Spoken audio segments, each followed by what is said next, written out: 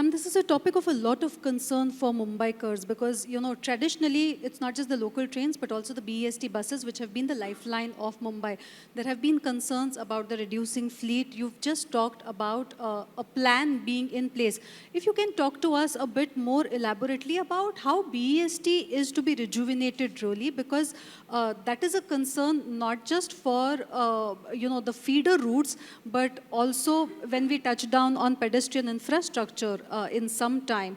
The BEST have also been very helpful on that crowd. So how do you see the rejuvenation of BEST and what are the timelines that you will give to Mumbaikars that the BEST issue will be addressed?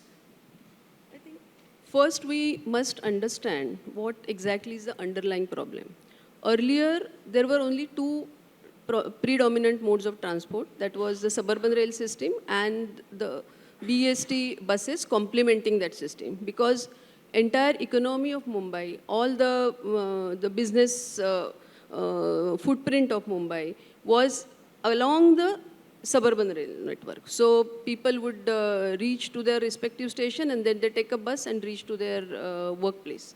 But over a period of time, many other land parcels got unlocked. The businesses moved to some places which are away from the existing suburban lines. And that is where the problem came, because that last mile connectivity from the suburban station was not easily available and Mumbai's roads got choked. As a result, BEST buses speed also got reduced.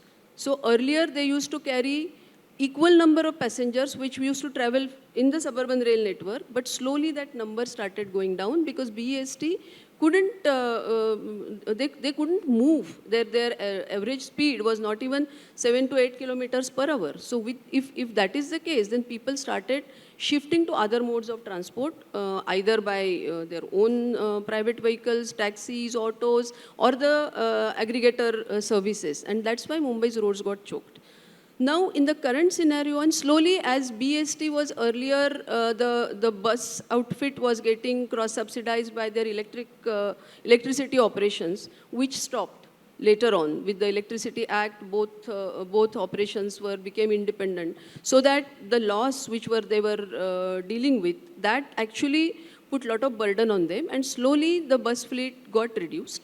If we have to revive BEST today, we'll have to, and the BEST management is of course looking into it, but we have to also factor in that a new rail-based public transport is happening in Mumbai. That is the metro rail network. Today that network is close to 80 to 100 kilometers and 10 lakh passengers are traveling on the metro. While on suburban rail it is still 70 to 75 lakh passengers, but slowly those passengers are going to move to metros, and metros carrying capacity is going to increase. So taking that into account, BEST will also have to do a lot of rerouting. They, as I mentioned earlier, at certain places they will have to work as the feeder network. At some places they will have to maybe run the long route services. But taking that into account, they will have to work out how much fleet size they would need. And we have to ensure jointly, BEST, BMC, government, that they get that kind of fleet size. And for that, they will have to look into their own assets, what they have, and even think of some asset monetization, have their own resources, and then that can be complemented, whatever is balanced can be complemented by BMC. The viability gap can be provided by BMC, and jointly that plan will have to be worked out. The first and foremost thing for the BEST's revival is to increase the fleet size, because that is what is putting... Is there any timeline and projection to it? At the moment, I don't have those numbers because BEST management is still working on it.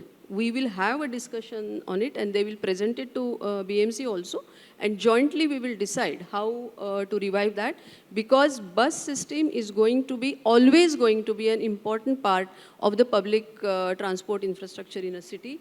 Only suburban network or only metro network will not provide the last mile connectivity. So we have to think of public transportation in totality, and buses are an integral part of that ecosystem. And that's why it is very important that BEST retains its charm, retains its importance and significance, and all of us will jointly ensure that.